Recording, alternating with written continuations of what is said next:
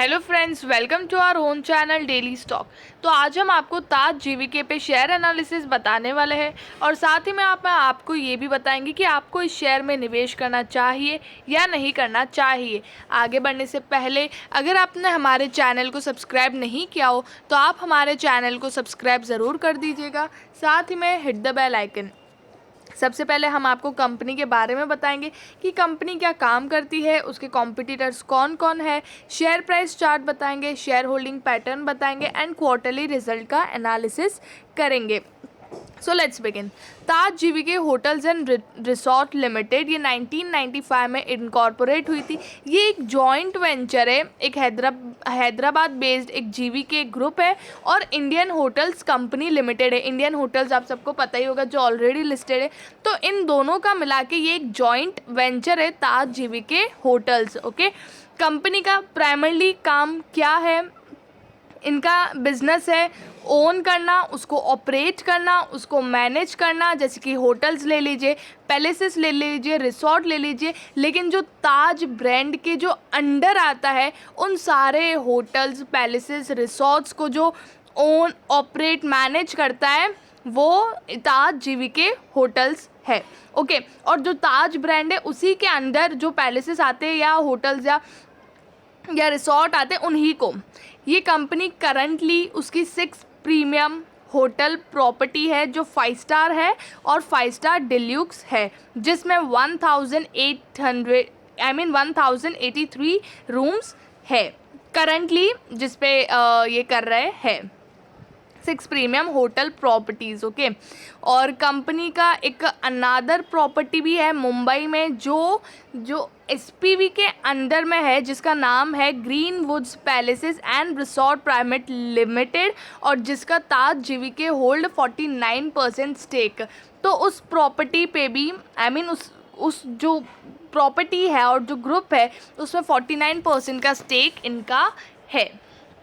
अगर हम देखेंगे मार्केट कैप 1140 करोड़ का है, तो ये एक स्मॉल कैप कंपनी जिसका करंट प्राइस है 182। बुक वैल्यू से तो आपको काफ़ी ज़्यादा प्राइस पे मिल रहा है, लेकिन stock price to earning ratio नहीं दिया हुआ है क्योंकि पिछले साल ये कंपनी लॉस में थी, अच्छा खासा लॉस था। आप सबको मालूम ही होगा कि जो होटल्स और इन सब का धंधा काफ़ी ऑलमोस्ट बंद हो गया था कोरोना के टाइम, तो उस टाइम अच्छा खासा टूरिज़्म सेक्टर ही पूरा ठप हो गया था, तो उस टाइम अच्छा खासा इन्होंने भी लॉस बुक किया था।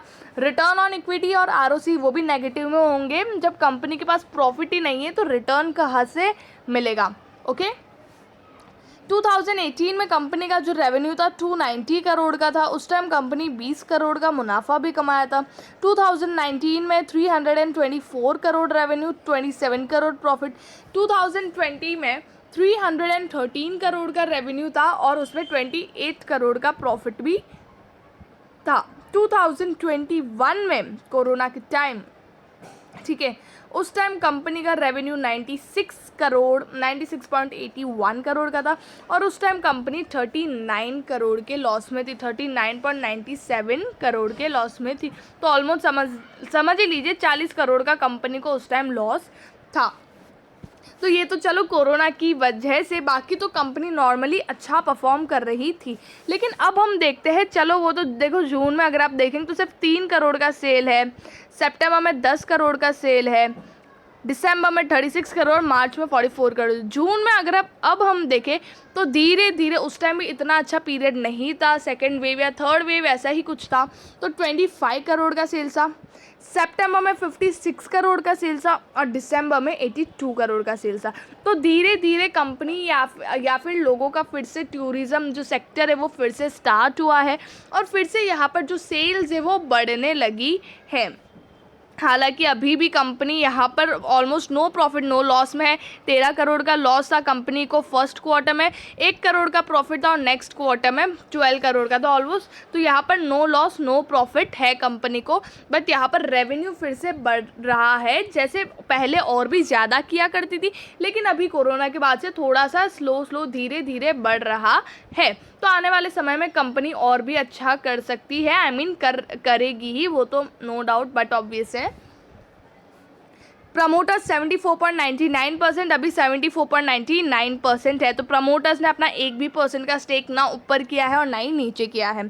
फॉरेन इन्वेस्टर्स जो 0.90 थे वो सितंबर 2020 में 0 भी हो चुका था। सितंबर 2021 से फिर से अपना स्टेक बढ़ाने लगे 0.05, 0.45 और 0.40। डोमेस्टिक इन्वेस्टर्स अगर आप देखेंगे तो वो भी 11% से 2% पे और 0.84% पे आ गए थे। उन्होंने अपना पूरा स्टेक खाली कर दिया था, लेकिन अब फिर से 1.83 से 2.12% पे आ गए। यहाँ पर म्यूचुअल फंड्स का दिया हुआ नहीं है, लेकिन वो भी अपना स्टेक अच्छा खासा पिछले 4 क्वार्टर से तो बढ़ा रही है। I don't know like exact, but वो भी अपना स्टेक बढ़ा रही है। और इसी जगह पब्लिक अगर हम देखें तो 12% से 24% हुआ था, लेकिन अभी 22.49 उनका धीरे धीरे कम हो रहा है, क्योंकि बाकी इन्वेस्टर्स का यहाँ पर जो स्टेक है वो बढ़ रहा है। तो यहाँ पर शेयर होल्डिंग पैटर्न काफ़ी बढ़िया है। अगर हम कॉम्पिटिटर्स देखेंगे ताज जीवीके होटल्स की, तो यहाँ पर इंडियन होटल्स है, EIH है, शैलेट होटल्स है, महिंद्रा हॉलिडे है, लेमन ट्री होटल है, देन बारबेक्यू नेशन है, ITDC है और ताज जीवीके होटल्स है।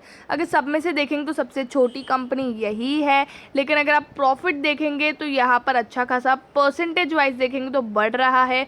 और क्वार्टरली वाइज सेल्स भी अगर हम देखेंगे तो उसमें भी इंक्रीमेंट दिख रही है, जो काफ़ी कम थी वो अब धीरे धीरे बढ़ने जा रही है। तो अच्छा खासा ये शेयर है।